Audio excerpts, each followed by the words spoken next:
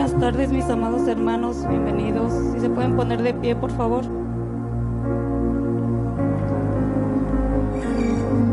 Vamos a leer la palabra de Dios en Hebreos, capítulo 11, versículo 1.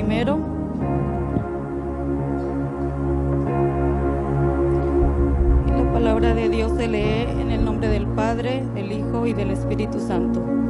Y dice así: es pues la fe, la certeza de lo que se espera y la convicción de lo que no se ve. Un versículo tal vez tan pequeño, ¿verdad? Pero que nos deja ver algo tan grande que es la fe, que nosotros por fe somos salvos.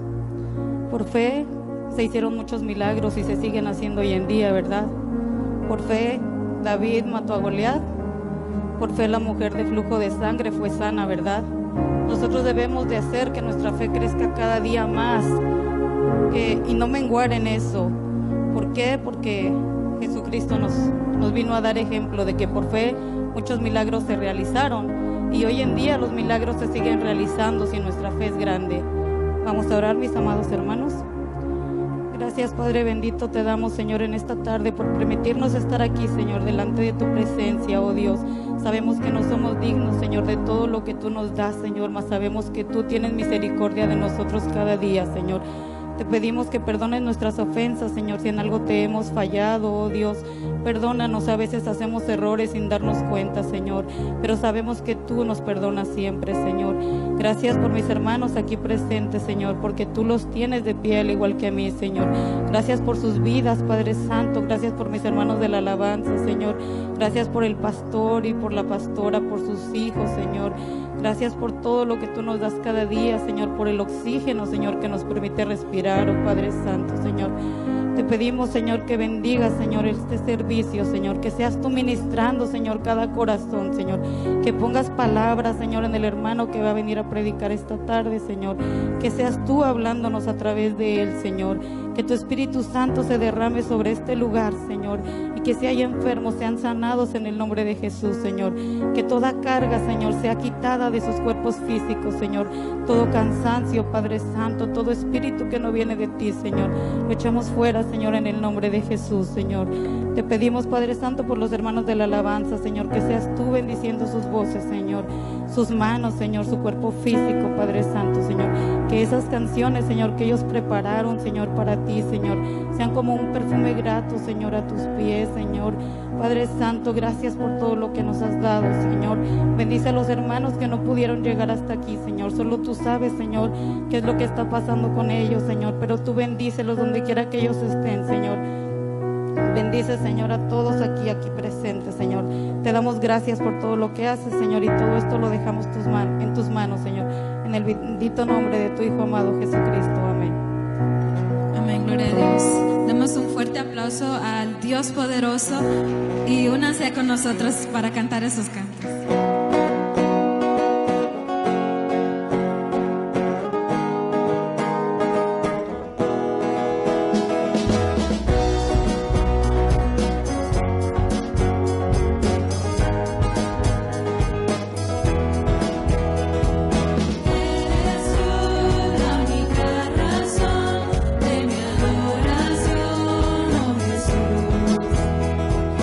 Eres tú la esperanza.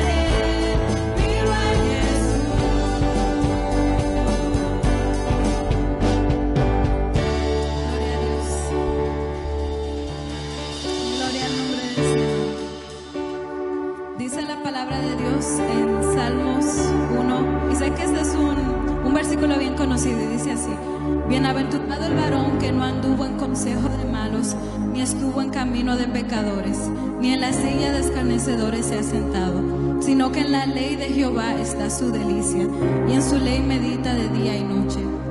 Será como árbol plantado junto a corrientes de aguas, que da su fruto en su tiempo, y su hoja no cae, y todo lo que hace prosperará. Yo, cada vez que el Señor ha puesto mucho este versículo en mi corazón, y he tratado de memorizármelo, pero todavía no he llegado ahí, así que ustedes que se lo saben. Y me llama mucho la atención el versículo 2, sino que en la ley de Jehová está su delicia, y en su ley medita de día y de noche. Y yo sé que hoy en día se habla mucho sobre meditación, es muy, muy, muy popular, pero eso ha causado como que distorsiona esa palabra en nuestra mente. Cuando pensamos en meditación, pensamos en lo que hacen los budistas, ese tipo, pero nosotros somos llamados a meditar en la palabra del Señor. Y eso es algo tan importante, porque si solamente leemos la palabra como un ojo histórico, y yo pasé por eso en la escuela, aunque aprecio mucho la teología y aprendí muchísimo cuando saben que yo voy a una escuela cristiana, pero eso me llevó a un punto donde yo racionalizaba todo lo que decía la palabra, y era como cuando uno busca qué dice el Salmo 1, qué significa. Significa esto específicamente, y la palabra de Dios no es así. La palabra de Dios no es como solamente un significado. Por eso es que uno la puede leer y cada día uno aprende algo nuevo. Y yo he pasado mucho en eso últimamente, porque he aprendido cosas y yo le digo a una amiga mía, y yo, ay, tú no sabes, aprendí esto y aquello, y yo vengo muy emocionada. Y ella me dice, pero si eso lo sabemos. Y digo, sí, es verdad, sí nos lo han enseñado en la escuela dominical siempre, pero llega un punto en el cual, a través de cuando uno medita en la palabra y en nuestro caminar, la palabra se vuelve vida. Esas palabras que escuchas y que podemos racionalizar y entender lo que dice y decir, sí, es verdad, pero cuando la vives y el Señor se revela a tu vida a través de la palabra, es de verdad, se siente viva, tu cuerpo lo siente, tú no te puedes quedar callado. Por eso siempre una persona que vive una vida de meditación en la palabra, raramente tú la veas callada y como que pasa lo de Dios y como que ok, whatever. Si tú meditas en la palabra y es tu vida, es tu fuente de agua viva, no te vas a poder quedar callado, ni en la iglesia. Y sé que todos somos diferentes, sé eso, pero le juro a cada uno de ustedes que esa sea su oración. Señor, revélate a través de la palabra, y especialmente estos miércoles que tenemos estudio bíblico, que vengan y aprendan y que se unan con los hermanos a indagar la palabra junto, verdaderamente que es bien, bien dulce. Y ahora me distraje de lo que vamos a hacer. Vamos a cantar un canto más, pero les invito a que se unan a nosotros. Y esta canción habla de una historia de la Biblia, y le invito a que canten con nosotros o mediten en ella, pero solamente adoren a nuestro Dios. Amén.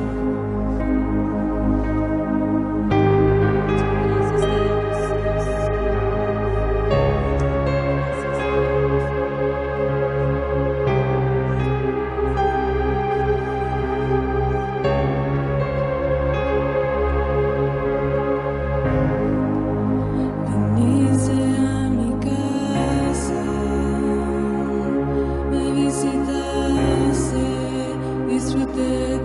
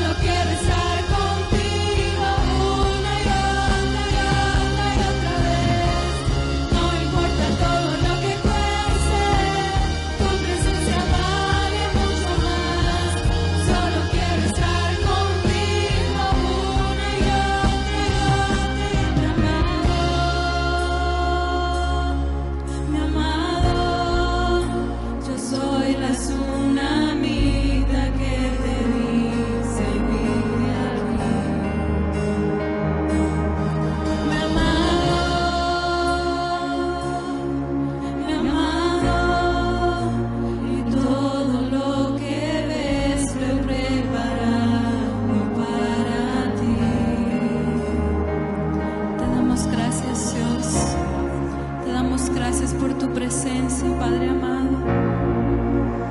Porque sabemos que en este mundo vamos a pasar dificultades. Si hay algo que está asegurado es eso, que va a ser difícil y va a doler. Vamos a querer que el dolor pare. Solo porque sabemos que no va a ser fácil, no, si no lo hace más fácil. Pero sabemos que en el medio de la desesperación, aun cuando no te veamos, aun cuando no veamos el fin, Padre amado, sabemos que tenemos un Padre que nos escucha. Sabemos que tenemos un Dios que oye nuestro clamor. Sabemos que tenemos a un Dios que nos ve. Y eso hace que todo lo que tengamos que pasar valga la pena. Eso hace que todo valga la pena. Y no importa lo que cueste, Padre amado, tu presencia vale. Y no importa todo lo que cueste, tu presencia vale mucho más. Solo quiero estar contigo una y otra y otra y otra vez. No importa todo lo que cueste, tu presencia vale mucho más. Solo quiero estar contigo una y otra y otra y otra. Una vez más digamos, no importa todo lo que cueste, tu presencia vale mucho más. Solo quiero estar contigo una y otra y otra y otra vez. Señor, te damos gracias por tu presencia en esta tarde. Reconocemos que no somos merecedores ni aún de mencionar tu nombre, pero tú nos has dado ese gran privilegio de poder venir ante tu presencia. Gracias por abrir las puertas de los cielos, Señor, para poder bendecir tu nombre. Gracias por cada familia que tomó el tiempo, cada hermano, cada joven que tomó el tiempo para estar acá en esta tarde. Bendecimos sus vidas. Cualquier necesidad, carga, ansiedad, preocupación, ponemos todo en tus manos, Señor. Que tú obres. Te lo pedimos en el nombre de Jesús. Amén. Puede tomar su asiento. Nos gozamos de ver a cada uno de ustedes. Vamos a recibir nuestros diezmos y ofrendas. Dios ha sido bueno. Amén.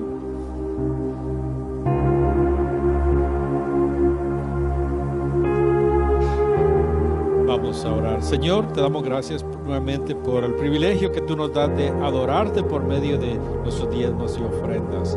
Gracias por los hermanos que fielmente bendicen a este lugar para poder mantener las puertas abiertas y poder bendecir la comunidad con tu amor, con tu palabra, con recursos. Gracias. Bendice. Tú conoces la necesidad de cada uno, la necesidad de vivienda para algunos, trabajo. Bendice y suple, y te damos gracias de antemano en el nombre de Jesús. Amén. Gloria a Dios.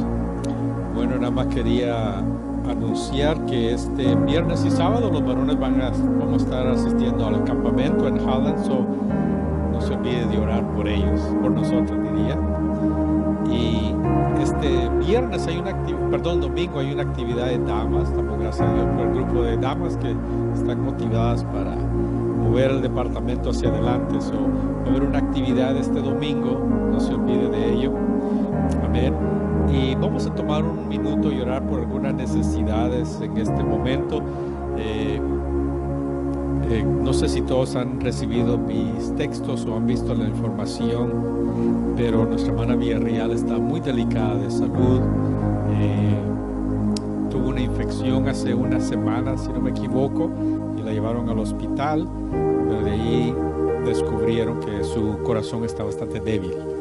Hace unos días estaba funcionando como el 25%, eso está bastante débil, según me informó su hija.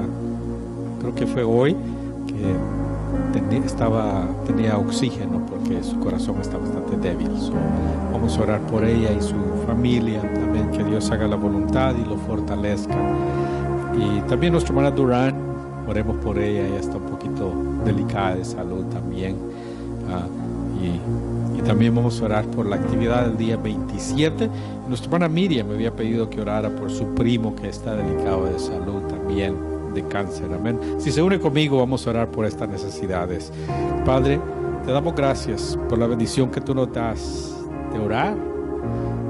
Tú dijiste en tu palabra, mi casa será llamada casa de oración.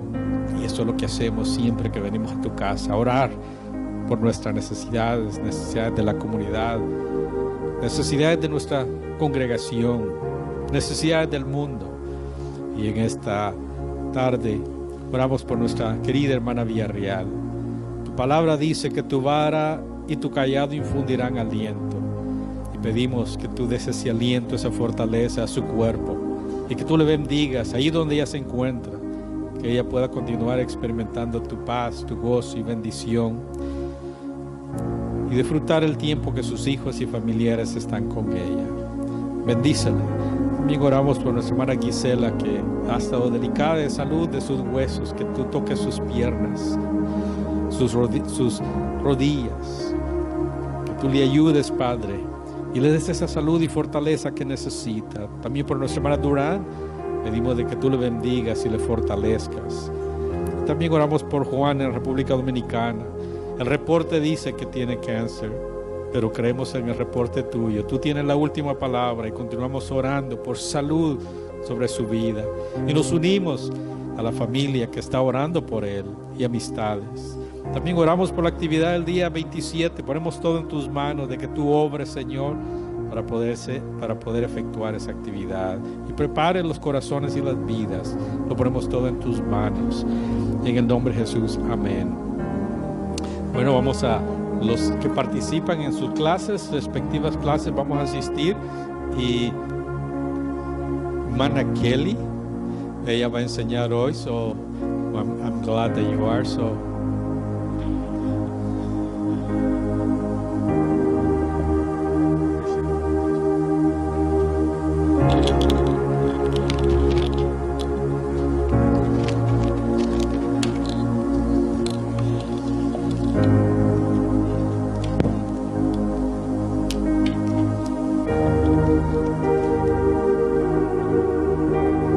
Se vació la iglesia. Dios les bendiga en esta tarde. Dios les bendiga un poquito más. No se me duerman que no he empezado. Vamos a orar por este estudio bíblico y por mí.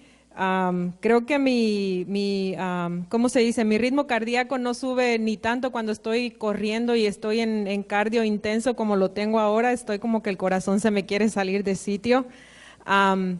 Pero nada, lo hacemos para la gloria de Dios. Si se pueden poner en pie.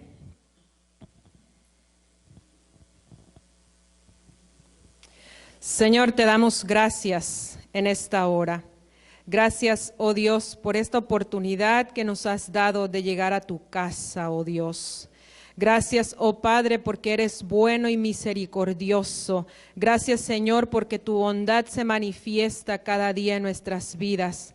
Mira, oh Dios, me presento delante de ti.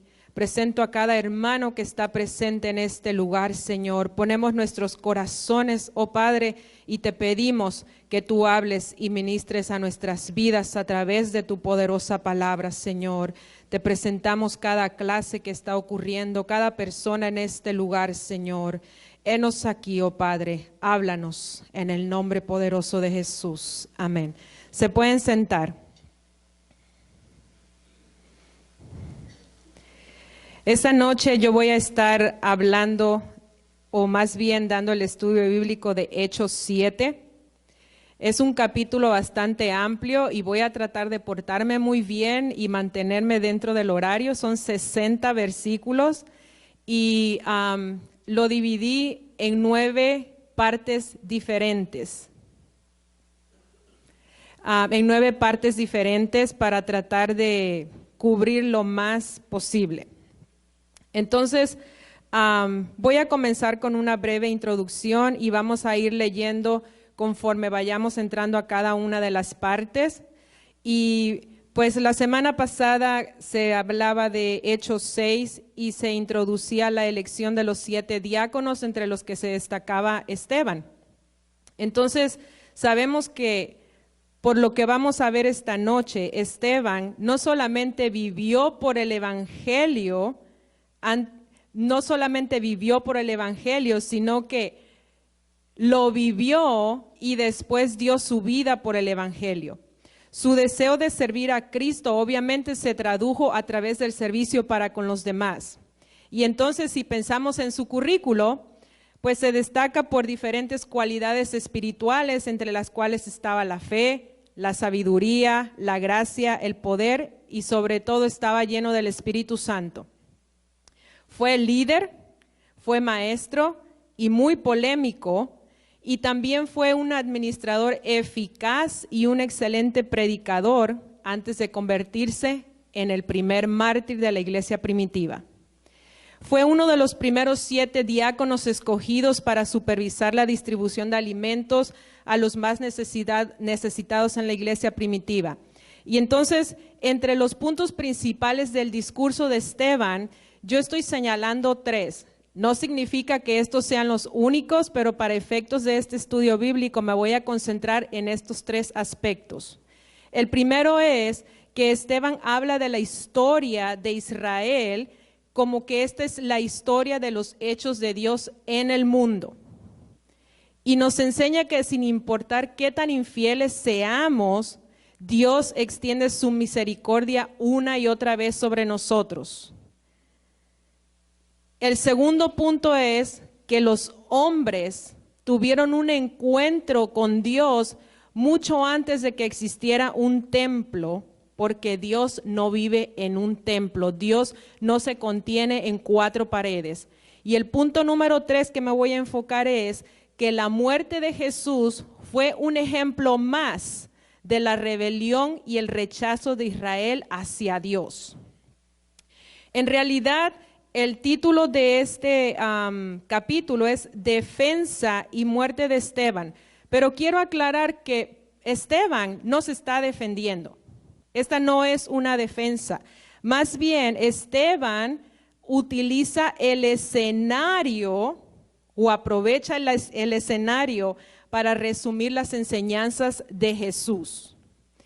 Esteban está acusando a los líderes religiosos por fallar en obedecer las leyes de Dios, leyes que con orgullo manifestaban seguir al pie de la letra, pero sabemos que no era así.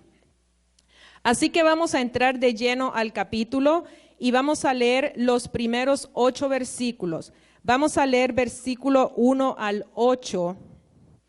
Y le voy a pedir por ahí a la hermana Ana, que sé que tiene voz de trueno, que me lea los primeros 8 versículos, hermana.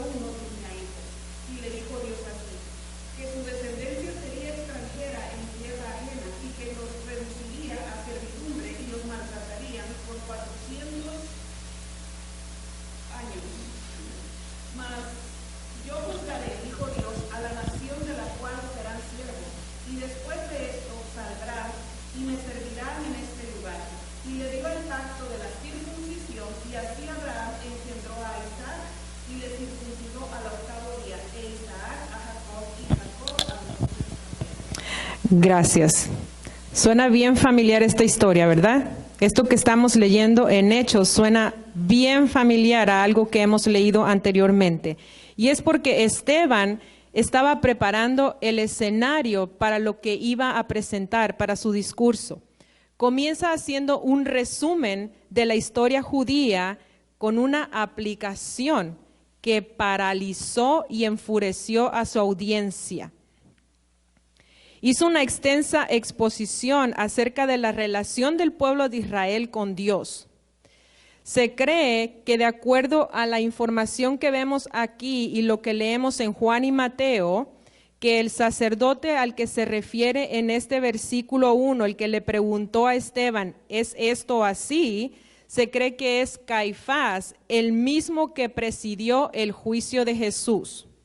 Y podemos referirnos, y si quieren anotarlo, Juan 18:24 y Mateo 26:57. Mateo 26:57. En estos dos pasajes vamos a leer información de este sacerdote Caifás.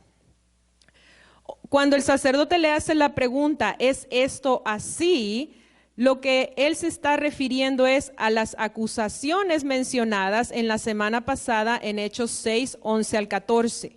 Ahí se mencionan las acusaciones por las cuales llevaron a Esteban al concilio. A Esteban le estaban acusando primeramente de hablar palabras blasfemas contra Moisés. Esa era la primera acusación. Después contra Dios, contra el templo y contra la ley. Blasfemas contra esos 4 elementos. También se le acusó de decir que Jesús destruiría el templo, así como las costumbres que les había entregado Moisés. Esas eran las acusaciones. Ahora, el hecho de que Esteban le esté hablando estas cosas al Sanedrín y al concilio, no debemos asumir que su intención es instruir al Sanedrín en estas enseñanzas, porque nosotros sabemos que ellos, el Sanedrín, eran los estudiosos, eran los que tenían el acceso a la educación. Obviamente ellos conocían esto, ellos conocían la historia del pueblo judío, así que Esteban no está tratando de instruirlos. Más bien, el propósito de Esteban era resaltar esos puntos históricos que ellos como pueblo judío no habían considerado hasta ese momento, como por ejemplo, la idea de que Dios no está confinado a un lugar o a un templo y que el pueblo judío tenía un historial de rechazar a las personas enviadas por Dios. Esos dos eran los propósitos centrales del mensaje de Esteban. Ahora, Esteban empezó hablando de cómo Dios llamó a Abraham para que saliera de Mesopotamia y eventualmente a Canaán, que era la tierra prometida. Y nosotros conocemos a Abraham como el padre de la fe y creemos que fue un hombre perfecto, pero cuando leemos la palabra, era evidente que la obediencia de Abraham había sido parcial, no completamente total, y voy a explicar. Para empezar, Dios lo manda a ir a Canaán, pero él se quedó en Harán por un tiempo. Y le dijo que dejara a su parentela, pero se fue con su padre. ¿Ok? Una obediencia parcial, y no estoy juzgando a Abraham, ya mismo voy a hacer mi punto. Cuando su padre lo acompañó hasta Aram y vivió con él un tiempo. Y Gálatas 3:7 lo señala hoy por hoy como uno de los gigantes de la fe, y nosotros continuamos hablando de él en este tiempo. Pero obviamente Abraham no comenzó en el nivel de fe que nosotros le conocemos hoy en la palabra. Lo que nos enseña esto es que cada uno de nosotros podemos crecer en fe y en obediencia cada día. Ahora, solo cada uno de nosotros sabemos cuál es nuestro nivel de fe y de obediencia.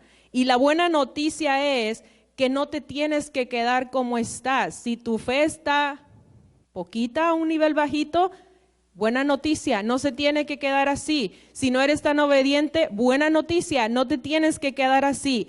Podemos aumentarla porque esa es la voluntad de Dios para nuestras vidas. Ahí Dios le prometió a Abraham que su descendencia poseería esa tierra. Sin embargo, Abraham no tenía ninguna prueba física de ninguna de las dos. Miren, no solamente no tenía hijos, pero tampoco conocía la tierra físicamente. Así que lo único que le quedó a Abraham fue confiar en que Dios cumpliría su promesa.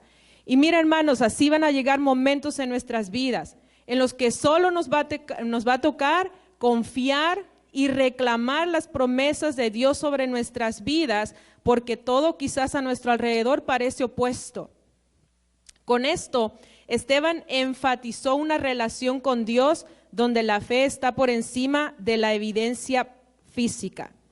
Las promesas, o la promesa más bien para Abraham, no sería fácil ni para él ni sus descendientes.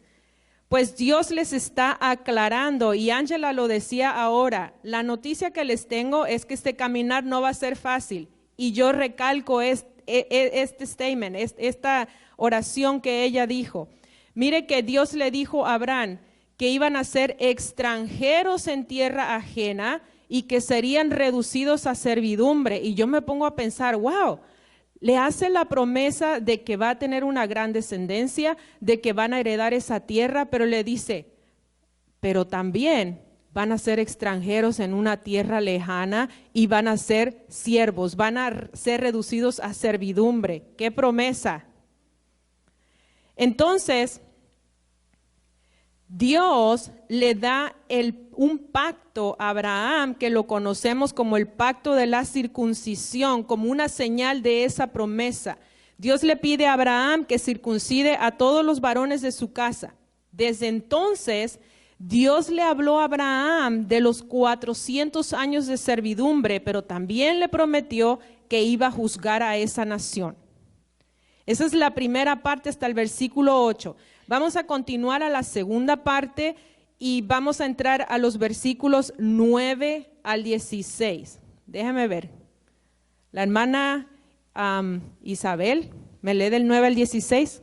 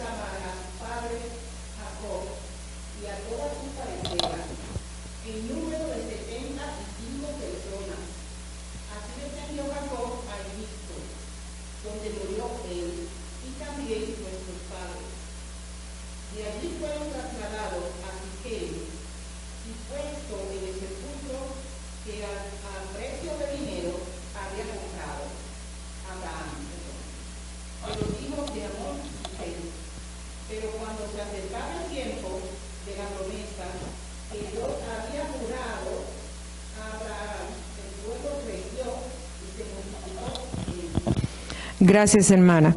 Aquí entonces vemos que en estos versículos viene un cambio de personaje. Les habló de Abraham y ahora introduce un segundo personaje, José. Esteban le recuerda al concilio cómo José llegó a ser el administrador de los recursos de Egipto y de cómo salvó a la nación y a su propia familia de la hambruna, por ende de una muerte segura. Hermanos, no había nada. Llevaban varios años en escasez y todavía faltaban más años. Y entonces les habla de que durante 400 años, yo no sé si usted se ha puesto a pensar en esto, pero por un periodo tan largo, el pueblo de Israel no solamente no tuvo ley, no tenía templo y no tenía libertad para adorar a Dios por 400 años. No tuvieron nada de eso.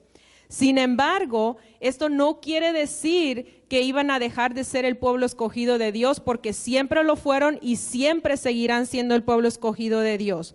Una vez más, el mensaje de Esteban se centra en la presencia de Dios en nuestras vidas, pues habla de cómo Dios estaba con José a pesar de sus hermanos y de las circunstancias que le rodeaban.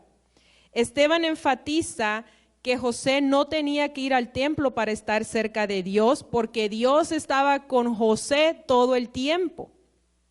La razón por la cual Esteban menciona a José es porque nosotros podemos pensar en José como un prototipo de Jesús, lo que significa que en el sentido que los hermanos de José lo rechazaron, más tarde él se convirtió en su Salvador. Fue rechazado y vendido por los hermanos, pero años más tarde él fue el que los salvó, el que los libertó. Y así mismo ocurrió con nuestro Señor Jesucristo. Fue rechazado, pero se convirtió en nuestro Salvador. Cabe resaltar que a pesar de la promesa de Dios, el único espacio de tierra que le perteneció físicamente a Abraham, nótese que dije Abraham, no la descendencia de Abraham, solamente le tocó el espacio que él compró para su sepulcro. Aquí lo dice lo que acaba de leer la hermana Isabel. Y entonces lo compró a los hijos de Hamor en Siquem, y el resto lo recibió simplemente por fe. Compró el pedacito de tierra donde lo enterraron, y no pudo poseer nada más de esa promesa. Ahora, enseguida de esto, Esteban va a introducir a Moisés, quien de cierta manera es otro prototipo de Jesús. Moisés, al igual que Jesús, sabemos que fue favorecido por Dios desde su nacimiento y preservado en su niñez. Alguien búsqueme Éxodo 1:22 y alguien más busque Mateo 2:16-18, por favor.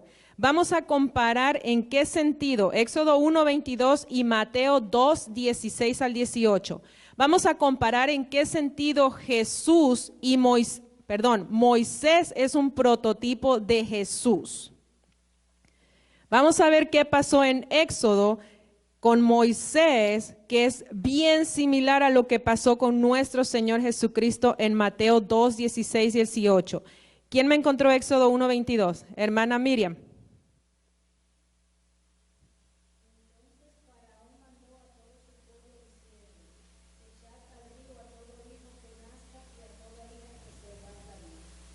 Ok, aquí estamos hablando de que Faraón da una orden de matar a todos los niños. Y en ese tiempo Moisés era un niño. Y vamos a ver lo que pasó en Mateo 2:16-18. ¿Quién lo consiguió? Una persona nada más, no todos. Vamos, Mateo 2:16-18.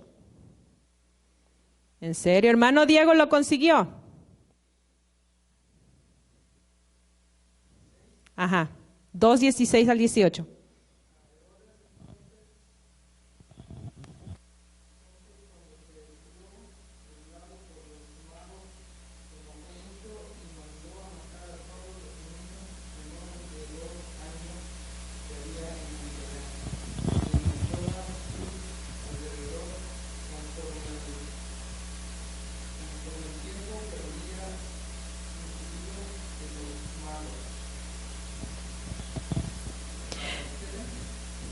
Está bien hasta ahí.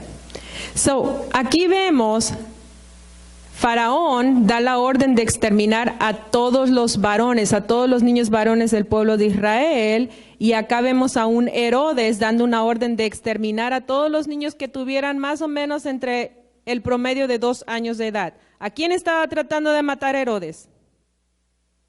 A Jesús. En eso son similares Moisés y Jesús. Y también sabemos que Moisés, al igual que Jesús, era un hombre de sabiduría, era hábil y muy poderoso en obras, pero porque la presencia de Dios estaba con él. Entonces vamos a ir a la próxima parte. Vamos a leer Hechos 7, 17 al 22. 17 al 22. A ver, un voluntario. Estoy por aquí. Ini, mini, mani. Hermanos, Salomón. 17 al 22.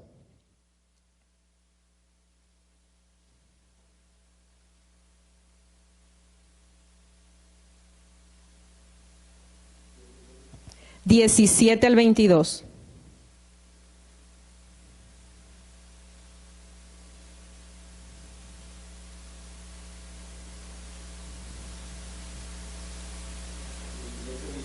Sí, Señor.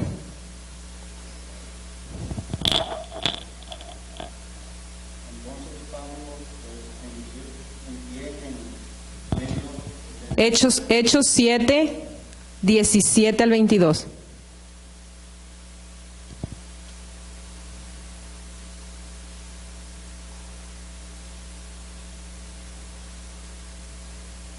Pero cuando se acercaba el tiempo de la promesa que Dios había jurado a Abraham, el pueblo creció y se multiplicó en Egipto, hasta que se levantó en Egipto otro rey que no conocía a José. Este rey usó de astucia con nuestro pueblo, maltrató a nuestros padres y a fin de que se pusieran a la muerte a sus niños para que no se protejasen. En aquel mismo tiempo nació Moisés y fue agradable a Dios y fue traído 3 meses en casa de su padre, pero siendo expuesto de la muerte, la hija de Faraón le recogió y le dio como a su hijo suyo. Hasta el 22. Y fue enseñado Moisés en toda la sabiduría de los egipcios y era poderoso en su palabra y obras. Gracias. Aquí vemos que viene un cambio. Ahora Esteban se está refiriendo a Moisés y al llamado a convertirse en el libertador de Israel. Y fíjese que mientras estaba estudiando para este estudio bíblico, pensaba que por muy fuerte que hayan sido estos años de esclavitud, este periodo de esclavitud era necesario para el pueblo de Israel. ¿Por qué digo que era necesario? Porque de cierta manera la opresión y la esclavitud en la que vivían les permitió como pueblo multiplicarse y no mezclarse con otras naciones. Egipto representaba como esas paredes de las cuales Israel no salió durante todo ese tiempo y pudieron multiplicarse como Dios le había prometido a Abraham que iba a ocurrir. Esteban destaca 3 puntos importantes en esta área. Primeramente señala que el pueblo de Egipto fue un pueblo ingrato. Mire, qué rápido se le olvidó la gran salvación que hizo José sobre esa nación y las naciones que le rodeaban. Dice que llegó a gobernar a alguien que no conocía a José y entonces comenzó el martirio para el pueblo de Israel. Era obvio que muchos de los presentes que estaban en ese momento en el concilio, parece que o ya se les había olvidado la gran salvación que había hecho Jesús o simplemente no querían aceptarla. Y él está comparando el pasado con lo que estaba ocurriendo en ese momento. Y también él señala que la astucia y la perversidad del rey al exponer a la muerte a todos los niños de Israel para que se propaguen. Lo que muchos estaban haciendo para exterminar a los hijos de Dios durante la iglesia primitiva fue similar a lo que este rey hizo para evitar que se multiplicaran. El rey de Egipto estaba tratando de impedir que el pueblo de Israel creciera y se multiplicara. Pero sabemos que Dios los estaba favoreciendo y no estaba ocurriendo de esa manera.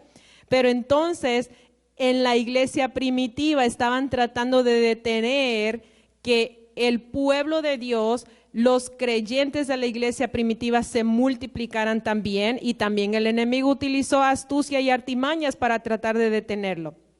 Entonces el otro punto que Esteban está señalando es el surgimiento de Moisés como el futuro libertador del pueblo de Israel.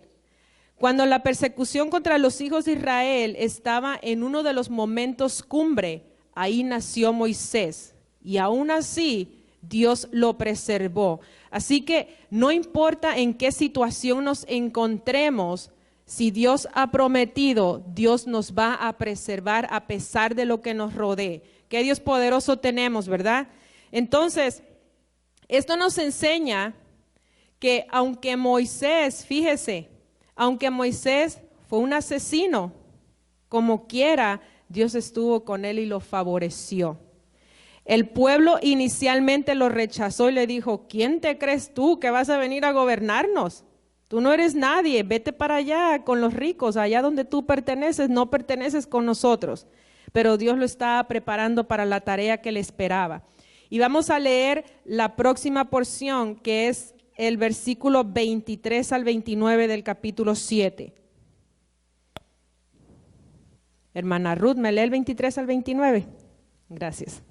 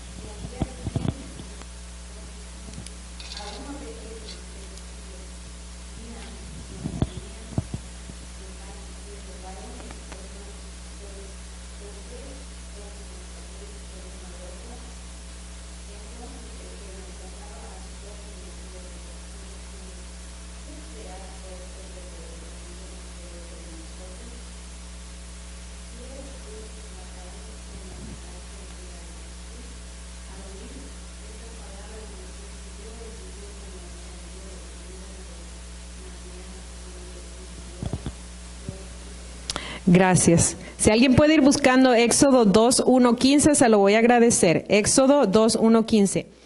Aquí vemos que cuando Moisés cumplió 40 años, o sea, el tiempo que el Señor había señalado, Moisés dejó su trono real. Hermanos, Moisés se crió entre la realeza, con el faraón, se crió con acceso a todo lo que él quería, a todo lo que él necesitaba. Pero cuando llegó el tiempo determinado por Dios, él deja ese trono real y va a ver qué era lo que estaba sucediendo o cuál era la situación de sus hermanos hebreos. Y vamos a leer Éxodo 2:11-15 para que veamos esta parte. ¿Quién lo encontró? Hermano Raúl.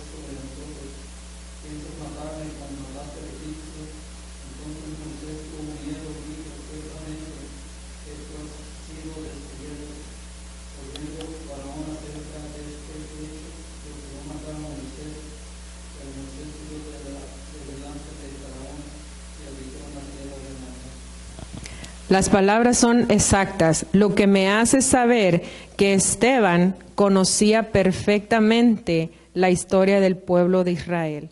Él conocía la ley y conocía a los profetas porque, mire, la está citando de memoria. A veces nosotros, como decía Ángela, tratamos de aprendernos un versículo y se nos enreda todo en la cabeza, pero este hombre tenía una fluidez para citar la palabra, la ley y los profetas. En esta parte, Moisés también se parece a Jesús, pues Jesús también dejó su trono real para venir a dar la vida por nosotros. Amén. No sé de usted, pero yo estoy agradecida que él dejó su comodidad, no tenía que venir, pero dejó estar en la presencia de su Padre para venir a ser maltratado y golpeado en una cruz. Yo no sé si usted está agradecido de eso, pero si no lo está, pues no sé qué es el evangelio entonces. Yo no sé cuántos de ustedes estarían dispuestos a dejar su comodidad para salvar a alguien. I'm just saying, you know. Cuando Moisés quiso de cierta manera intervenir para tratar de hacer algo por sus hermanos hebreos, fue completamente rechazado por ellos. También en esto Moisés y Jesús se parecen, pues ambos fueron rechazados por el pueblo. Cuando Moisés se ve descubierto, se llenó de terror. Y también nosotros nos llenamos de terror y él salió huyendo de Egipto. Y entonces era obvio que el pueblo tenía necesidad de salir de la situación en la que se encontraba. Sin embargo, fíjese, tuvieron que pasar 400 años para que el pueblo de Israel se cansara de su situación y clamara a Dios.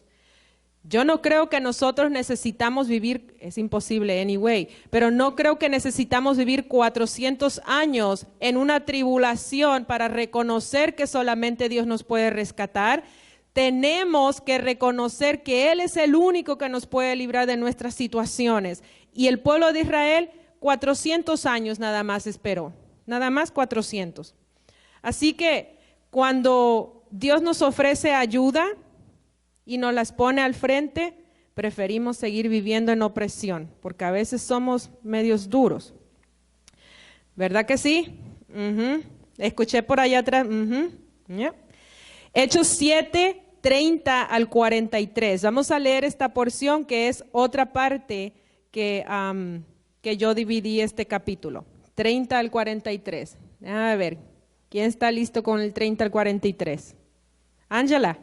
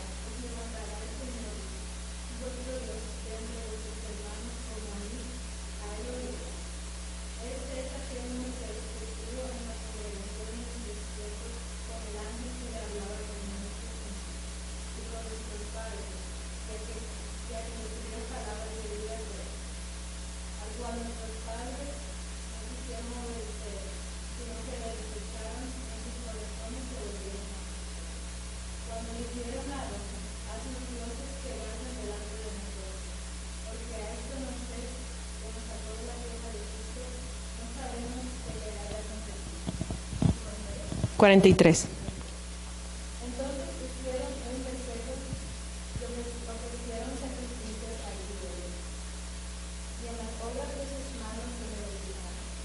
Dios se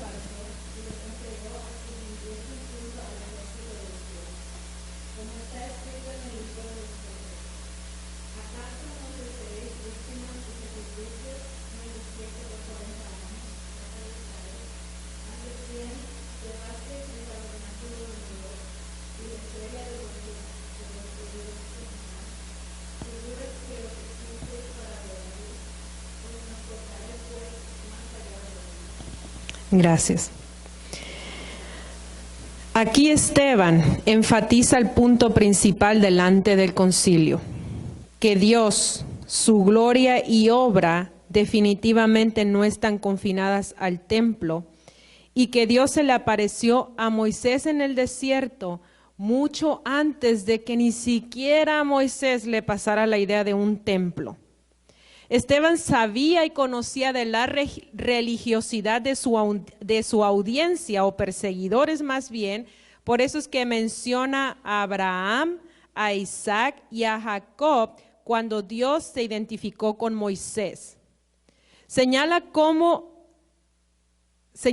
al mismo que el pueblo había rechazado, o sea, a Moisés, a ese mismito fue el que Dios llamó para liberarlos. Dios llamó a Moisés con señales que no se podían consumir, incluyendo la zarza quemándose en el desierto, y eso lo vemos en Éxodo 3:2. En Éxodo 3:2 vemos la historia de cuando se habla de la zarza ardiendo.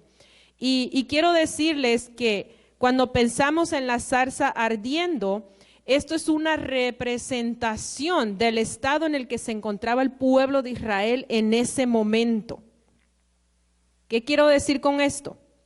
Aunque llevaban 400 años en el fuego de la aflicción, no habían sido consumidos por la misericordia de Dios.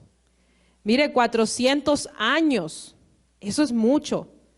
Y todavía se mantenían en pie y se multiplicaban y se hacían grandes en número.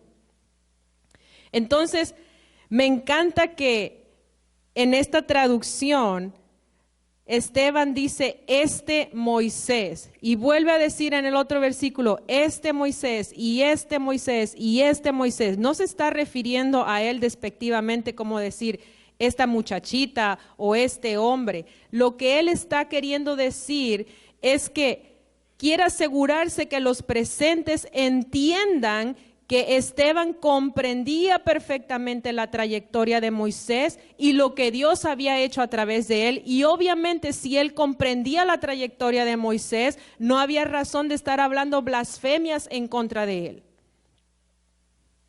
También resalta cómo en pocos días, con la ausencia de Moisés, el pueblo se corrompió y empezó a adorar a otros dioses. A mí siempre me ha parecido como increíble que en un periodo de 40 días, hermanos, vienen de 400 años de estar en esclavitud y en un periodo de 40 días el pueblo de Israel se olvidó de las maravillas de Dios. Moisés se va a la montaña y se les pierde por 40 días. Al pueblo le tomó 40 días corromperse completamente. 40 días.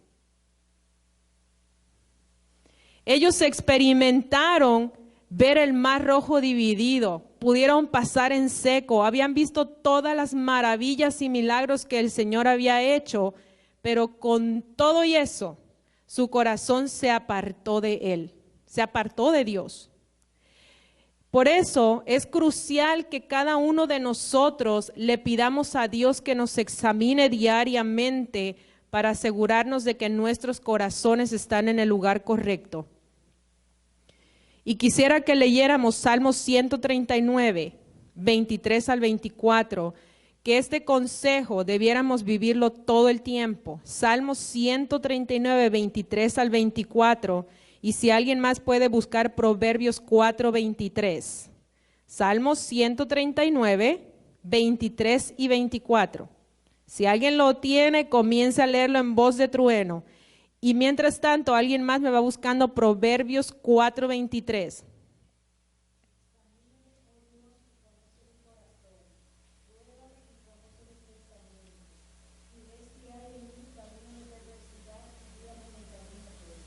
Amén. ¿Quién encontró Proverbios 4, 23?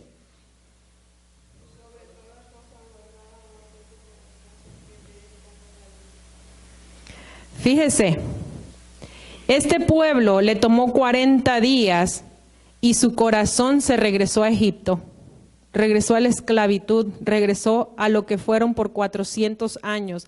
Y quizás nos parezca ilógico que el pueblo se haya apartado tan rápidamente de Dios y sus caminos. Pero hermanos, en este tiempo continuamos haciendo lo mismo.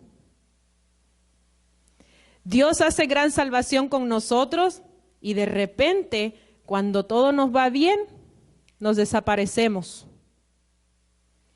Quizás hoy en día no tengamos imágenes físicas a las que adoremos o no estemos sacrificando a niños o ídolos o animales, pero existen muchas formas de idolatría moderna. Y eso es lo que le tenemos que decir a Dios: examíname, Señor, examina mi corazón. ¿A qué le estamos rindiendo culto que está ocupando el primer lugar en nuestras vidas? Simplemente piensen en la idolatría moderna. No pienses en los santos ni nada de eso. Simplemente piénsalo. Vamos a ir a Hechos 7, 44 al 46. Alguien diferente, léame el 44 al 46. Por acá están como calladitos este lado. 44 al 46. Apelo a la audiencia de este lado. 44 al 46. Aquí nos quedamos, hermana.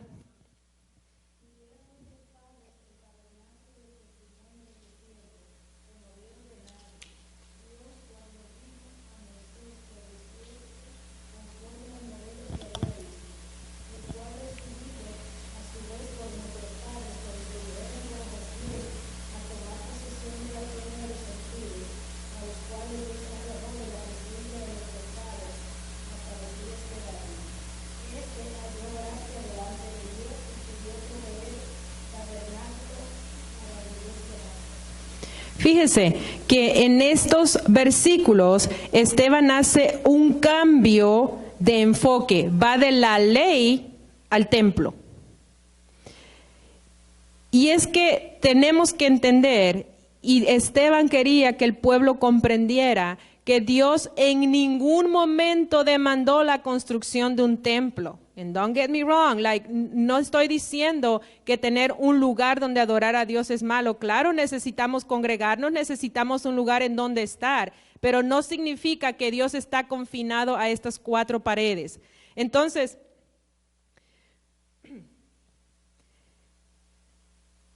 Dios lo que le pidió a Moisés fue un tabernáculo, una casita de campaña. Este tabernáculo entró con Josué a la tierra prometida, le sirvió todavía durante el reinado del rey David y de hecho fue hasta el gobierno de David que el tabernáculo reposó finalmente en Jerusalén y después fue sustituido por el templo. Así que pasaron muchos años. Vamos a ir al 47 al 50, me voy a mover más rapidito que estoy lenta. 47 al 50.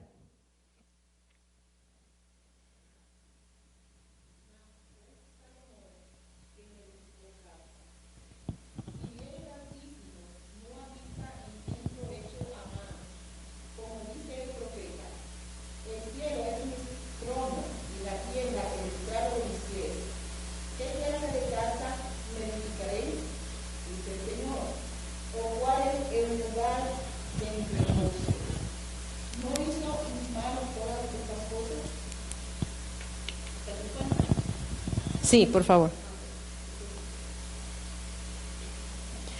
Entonces, Esteban presenta un punto crucial cuando dice que no fue Dios quien pidió que se le construyera un templo, sino que David fue el que pidió a Dios construirle un templo.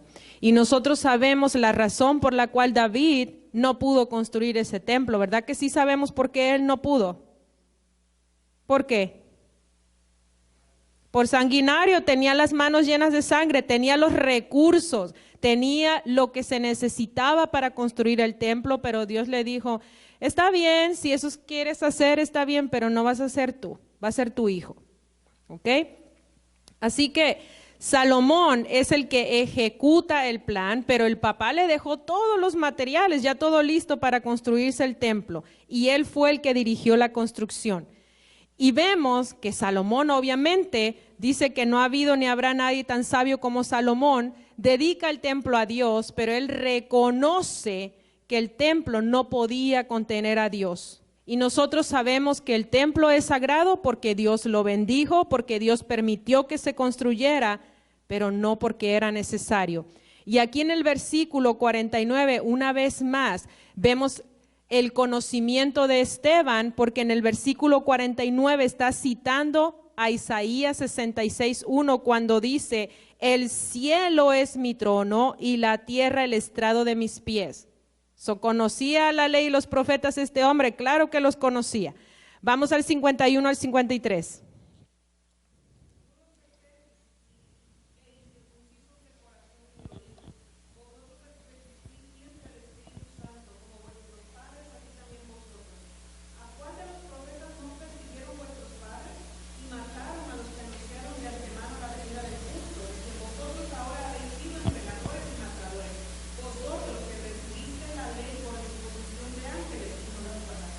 Ok, posiblemente en este momento algunos de la audiencia se están durmiendo por lo que estoy diciendo, pero en aquel momento Esteban se percata que la violencia estaba creciendo entre el concilio y el estado de la audiencia estaba bien acalorado. Así que él decide, vamos a ir al punto, vamos a tirar a lo que yo he venido aquí. Les habló de cómo ellos mataron a Jesús, así como sus antepasados lo habían hecho con los profetas enviados por Dios. Directamente, no les mandó a decir nada, les dijo, ustedes lo mataron. Obviamente, Esteban no quería ver el templo destruido, pero quería hacer claro que aquel que valorara más al templo que al Mesías era un idólatra. Si esta noche usted se va de este lugar y no se acuerda de nada de lo que yo he dicho, por favor, acuérdate del versículo 51, porque este es el momento cumbre del mensaje de Esteban, donde les dice, duros de cerviz e incircuncisos de corazón y de oídos. Ese versículo, anótelo hermanos, Hechos 7:51. Esteban, en este discurso está llegando al momento clave. Pues el hecho de que les habló desde Abraham hasta Jesús fue para señalarles quiénes eran como pueblos. Y nosotros como pueblo de Dios cada día debemos reflexionar y preguntarle al Señor, Señor, ¿en qué áreas de mi vida estoy siendo duro de cerviz o incircunciso de corazón o de oídos? ¿En qué área? ¿Cuántas veces Dios nos habla una palabra, pero estamos tan enfocados en otras cosas de nuestras vidas que han tomado prioridad que no tenemos tiempo de escuchar a Dios? Eso es ser incircuncisos de oídos y de corazón. El pueblo de Israel estaba tan ocupado siguiendo los ritos y las liturgias de la ley que perdieron por completo el momento en el que vino el Mesías. Estaban muy ocupados asegurándose que todo lo del templo ocurriera como debía ser. Se enfocaron en los medios y se olvidaron del propósito.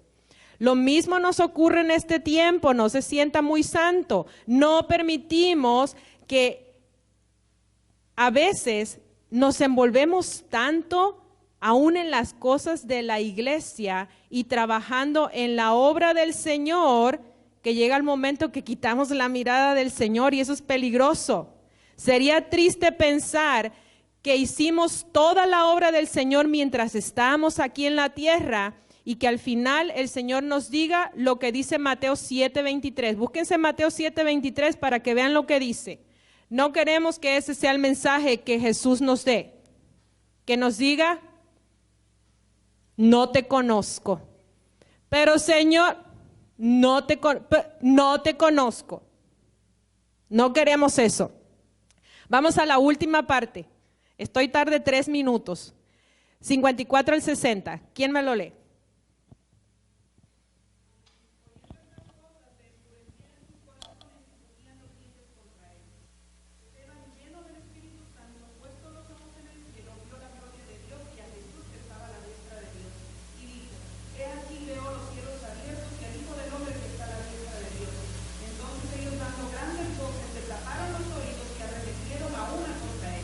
Echándole fuera de la ciudad, le apedrearon, y los testigos pusieron sus ropas a los pies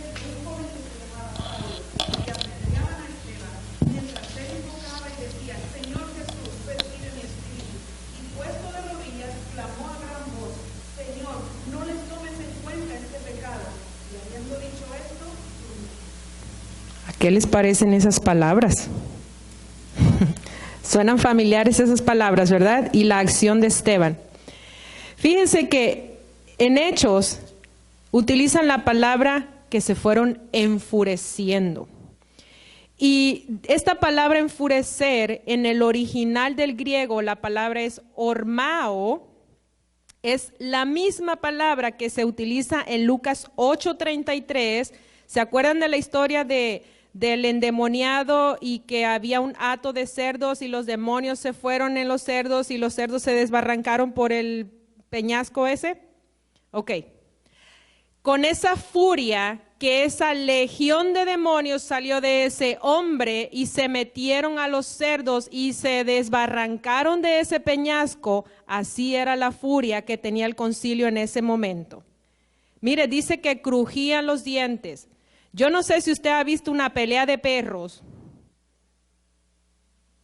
pero esos animales hacen bien feo. Y estos hombres dice que crujían los dientes de la furia que tenían. El concilio estaba que echaba chispas porque Esteban le puso sal y limón a la herida. Esteban revolcó el avispero de manera tal que sacó lo peor de ellos. El enojo era tal que se pasaron, miren, por alto la ley romana. Por lo menos a Jesucristo trataron de llevarlo a través de la ley romana y juzgarlo por la ley judía. Con Esteban se olvidaron del pueblo romano, estaban tan enfurecidos que se olvidaron de todo eso. Se pasaron por alto la ley romana y lo ejecutaron según la costumbre judía. Aún pasaron por alto la costumbre judía, pues se pasaron todos los ritos y lo apedrearon inmediatamente hasta la muerte. En el Mishnah, que es un escrito judío, se describe exactamente cuál era el proceso para apedrear a una persona. Mire, hermano, era todo un rito. No era nada más agarrar la piedra y matarlo.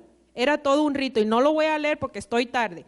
Así que los testigos que presentaron los cargos contra Esteban pusieron sus ropas a los pies de Saulo en señal de que habían cumplido su trabajo. Eran testigos falsos, testigos comprados.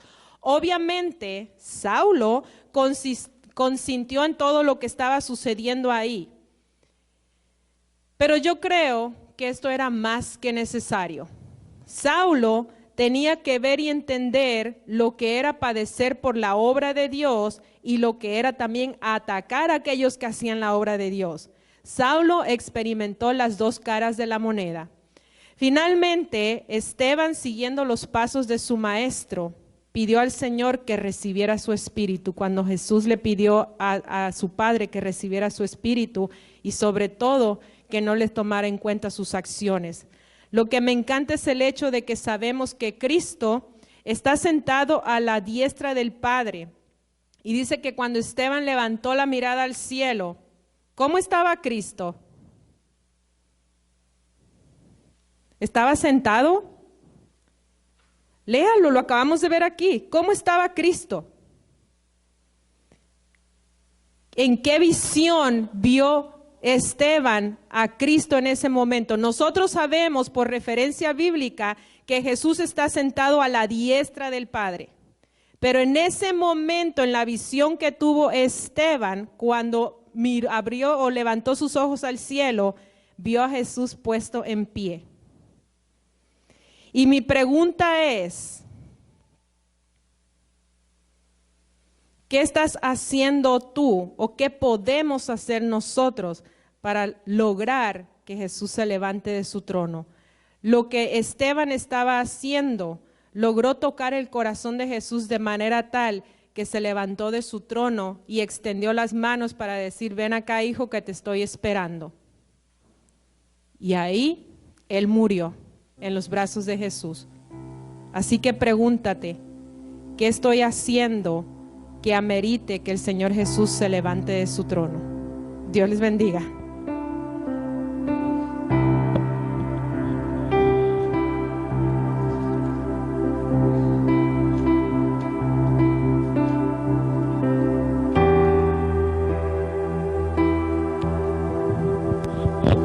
Gloria a Dios. Póngase de pie, hermano. Vamos a cantar y a orar. Sabemos que Esteban fue un siervo de Dios, fue el primer mártir de la iglesia, y también dice en el versículo 55, fue lleno del Espíritu Santo. No es fácil para ponerse de pie y hablarle a personas que conocen la ley. No fue fácil para él ponerse de pie y recitarle o hablarle todo el Antiguo Testamento, o hablarle parte del Antiguo Testamento a todos ellos. Creo que una persona no lo va a hacer normalmente si no está lleno del Espíritu Santo de Dios. Y en el versículo 55 lo puede ver, y también en el último él dice que las personas, cuando nosotros vamos con Cristo, no morimos, sino que dormimos. Entonces nosotros entendemos que en algún momento usted y yo nos vamos a tener que ir de aquí, uno más temprano, otro más tarde, pero nos vamos a tener que ir.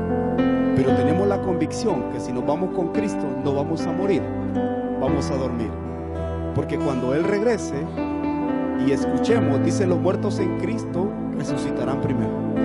Entonces nosotros resucitaremos si nos vamos con Cristo.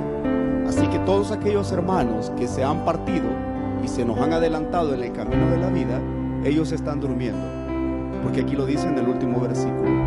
Así que, hermanos, tenemos que tener la convicción que nosotros, en el día que nosotros nos vayamos, o yo me adelante más que ustedes, o ustedes se adelanten de mí, pero tenemos la convicción que nosotros vamos a un lugar celestial.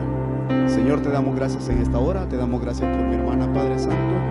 Te pedimos por su vida, por la vida de su esposo y por toda su familia, Señor. Gracias te damos, te ponemos todo en tus manos, Señor. Bendícela, Señor, bendice a toda su familia, guarda, protégela, Señor, en el nombre de Jesús. Lo ponemos todo en tus manos también, a cada uno, Señor, por tu palabra, Señor. Señor, tú hablas a cada uno de nuestras vidas, Padre. Llénanos de tu Espíritu Santo como fue lleno Esteban, Señor. Llénanos a cada uno para poder tener más de tu Espíritu, Señor, en el nombre de Jesús, Señor Jesús.